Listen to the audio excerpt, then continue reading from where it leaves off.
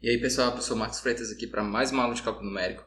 O tópico que a gente está trabalhando é raiz de funções e o tema da aula de hoje é isolamento teoremas. Esse é o roteiro das nossas aulas, então a aula passada foi sobre introdução. Hoje a primeira aula de isolamento, a aula dos teoremas, depois a gente vai ter mais uma aula dos métodos, depois a gente vai falar dos métodos da fase de refinamento e finalmente a conclusão. Eu espero que vocês saibam o que são funções e como calcular derivadas de funções, que a gente vai precisar aqui. A gente viu também a definição do problema de raiz de funções e a gente viu as definições das fases de isolamento e de refinamento. E o roteiro da aula de hoje a gente vai ver os teoremas matemáticos que dão a base matemática para essa fase de isolamento, e a gente vai ver esses teoremas que são os teoremas da existência e o teorema da unicidade. Então, a gente viu na aula passada que a fase de isolamento é a fase que vai encontrar um intervalo que contém uma raiz. E existem dois teoremas matemáticos que dão base para isso, que é o teorema da existência e o teorema da unicidade. O teorema da existência ele vai dizer quando existe uma raiz em um intervalo, se existe uma raiz em um determinado intervalo. E o teorema da unicidade diz se aquela raiz é única dentro daquele intervalo. E o teorema da existência diz o seguinte: seja f de x uma função contínua dentro de um intervalo AB. Então vamos pegar aqui esse exemplo. Eu tenho uma função f de x e eu tenho esse intervalo que vai de A até B. Se f de A vezes f de B for menor do que zero, então existe pelo menos uma raiz dentro do intervalo AB. Observe o seguinte: para a multiplicação f de A vezes f de B ser menor do que zero, e ser menor do que zero quer dizer ser negativo, então para essa multiplicação ser negativa, quer dizer que f de A tem que ser negativo e f de B positivo, ou vice-versa, f de A pode ser positivo e f de B negativo, mas um dos dois tem que ser negativo e o outro tem que ser positivo. Não pode ser os dois positivos ao mesmo tempo, não pode ser os dois negativos ao mesmo tempo. Então, se eu tenho essa função f de x, que ela é contínua dentro desse intervalo AB, e se ela sai do lado negativo e ela chega no lado positivo, isso quer dizer que, necessariamente, ela tem que cruzar o zero. Então vamos analisar um pouco melhor esse teorema. Ele diz aqui, a função f de x tem que ser contínua dentro desse intervalo. Por quê? Porque se ela não for contínua e ela cruza do lado negativo para o lado positivo, por exemplo, ela pode pular, já que ela não é contínua, ela só pode simplesmente saltar de um lado para o outro, já que ela não é contínua, né? Se ela não fosse contínua. Então, o que o teorema diz é, a função tem que ser contínua. Então, é um pré-requisito. A função tem que ser contínua dentro desse intervalo. E ela tem que ser contínua dentro desse intervalo, e a multiplicação f de A vezes f de B tem que ser menor do que zero. Se essa multiplicação for menor do que zero, existe uma raiz dentro desse intervalo. E aí ela pode ser, essa multiplicação pode ser menor do que zero, porque a função sai do lado negativo e chega no lado positivo, ou então porque ela sai do lado positivo e chega no lado negativo, né? Mas se tiver essa mudança de sinal, f de A vezes f de B, se tiver uma mudança de sinal, negativo positivo ou positivo negativo, e a função for contínua dentro desse intervalo, então existe pelo menos uma raiz dentro desse intervalo. Observe o seguinte, se f de A vezes f de B for menor do que zero, o que o teorema da existência diz é que existe pelo menos uma raiz. Então, aquele exemplo anterior era um exemplo que tinha uma única raiz. Esse daqui é um exemplo que tem duas raízes. Então, f de A é negativo, f de B é positivo, portanto a multiplicação negativo vezes positivo dá um número negativo, ou seja, f de A vezes f de B é sim menor do que zero, porém existem duas raízes nesse intervalo que vai de A até B. Uma raiz quando ela cruza e a outra raiz quando a função somente toca o eixo x. Esse outro exemplo aqui, f de A vezes f de B é menor do que zero, porque f de A é negativo e f de B é positivo, mas existem três raízes. Então, o teorema da existência diz que se tem uma mudança de sinal, então existe pelo menos uma raiz. Pode ser que tenha duas, pode ser que tenha três, pode ser que tenha quatro, pode ser que tenha mais, mas existe pelo menos uma. Então, o teorema da existência, se a multiplicação for negativa, então existe pelo menos uma raiz.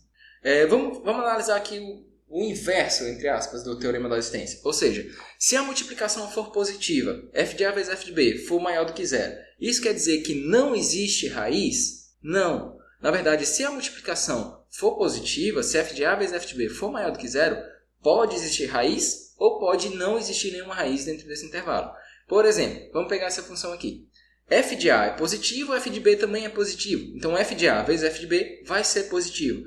Só que nesse exemplo não existe raiz. Nesse outro exemplo aqui, f de A vezes f de B dá positivo. F de A é positivo, f de B é positivo, então f de A vezes f de B é positivo. Porém, existe uma raiz. E nesse outro exemplo aqui, f de A é positivo, f de B é positivo. A multiplicação dá positivo, maior do que zero.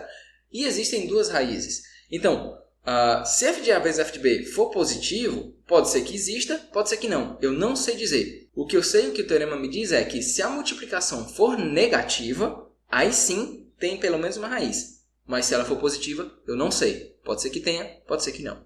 E o teorema da unicidade diz o seguinte: seja uma função contínua, f de x uma função contínua dentro do intervalo AB, e é a mesma condição que a multiplicação f de A vezes f de B tem que ser negativa, mas tem mais uma condição aqui. Se a derivada da função f de x preservar o sinal dentro do intervalo aberto AB, então existe uma única raiz dentro do intervalo fechado AB. Ou seja, isso quer dizer o seguinte: vamos pegar aquele primeiro exemplo, onde eu tenho o intervalo AB, f de A é negativo, f de B é positivo, a função é contínua dentro do intervalo, então isso satisfaz essa primeira condição, f de A vezes f de B é menor do que zero. Mas observamos aqui tem mais uma condição, que é se a derivada da função preservar o sinal dentro desse intervalo.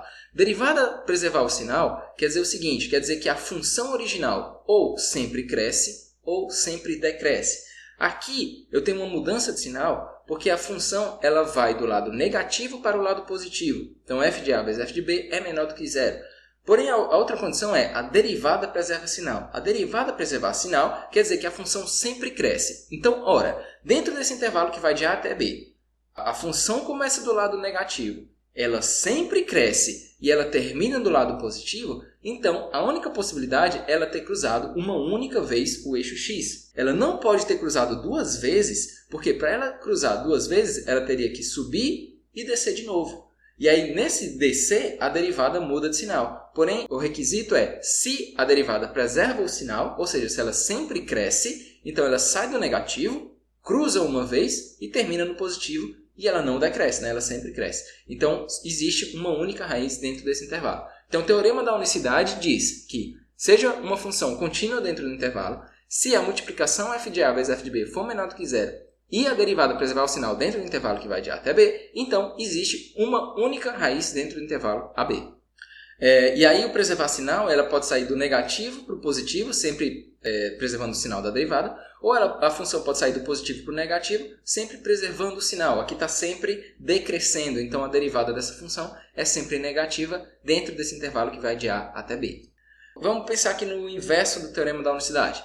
Então vamos supor que f de A vezes f de B é menor do que zero, ou seja, existe uma raiz, porém a derivada não preserva o sinal. Se isso acontecer, então pode existir uma única raiz ou podem existir várias raízes dentro desse intervalo que vai de A até B.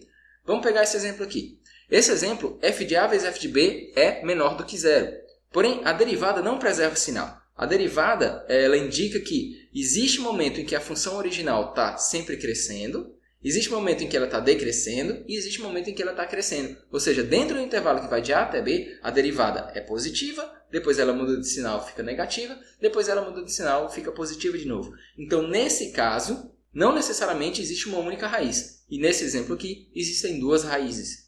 Nesse outro exemplo aqui, eu tenho o mesmo caso. Então, a derivada ela é positiva, indicando que a função original está crescendo. Depois a derivada é negativa, indicando que a função original está decrescendo. Depois a derivada é positiva, indicando que a função original está crescendo de novo. E existem três raízes dentro desse intervalo. Então, quando a derivada não preserva sinal, eu não sei dizer quantas raízes existem. Existe pelo menos uma, mas eu não sei dizer quantas raízes existem. E também existe o caso, né, em que a derivada muda de sinal, mas existe uma única raiz. Então, se existe raiz, ou seja, se f de A vezes f de B é menor do que zero, mas a derivada não preserva sinal, eu não sei quantas raízes existem. Pode ser que exista uma, pode ser que exista duas, pode ser que exista três, pode ser que exista várias.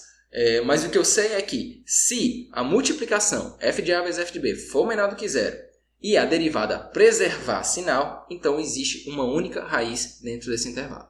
Então esses são os dois teoremas. O teorema da existência, que diz que se f de A vezes f de B for menor do que zero, onde f é a função contínua do intervalo AB, então existe pelo menos uma raiz dentro desse intervalo. E se além disso a derivada da função dentro daquele intervalo preservar sinal, então só existe uma única raiz dentro daquele intervalo, certo? Nas próximas aulas a gente vai ver como aplicar esses teoremas nos métodos de isolamento e nas aulas seguintes a gente vai começar a falar sobre os métodos de refinamento. Obrigado por assistir a aula de hoje e até a próxima. Valeu!